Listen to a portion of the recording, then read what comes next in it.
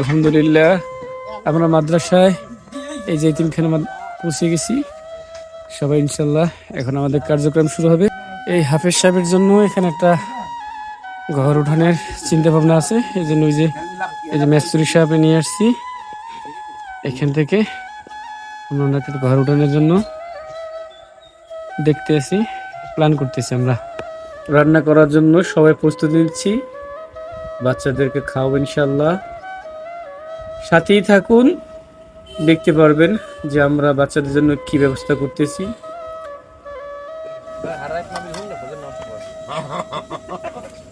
আল্লাহ এই কবরে চিনতেই তো পারছি না কি করব।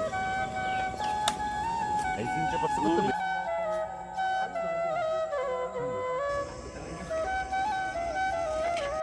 আমরা ডাল রান্না করছি, টমেটো দেওয়া হচ্ছে। না এটা প্রাকৃতিক টমেটো। ডালের ভিতরে গোস্ত দেওয়া হচ্ছে মাশাআল্লাহ।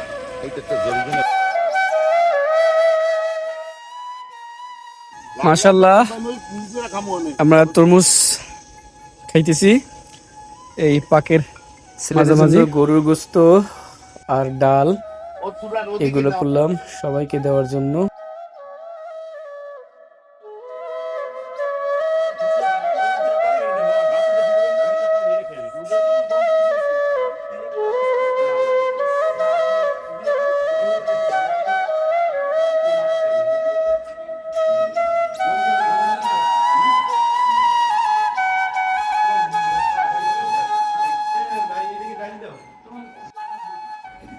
এই বাচ্চাদেরকে খাওয়াতে পেরে মনটা খুবই ভালো লাগছে।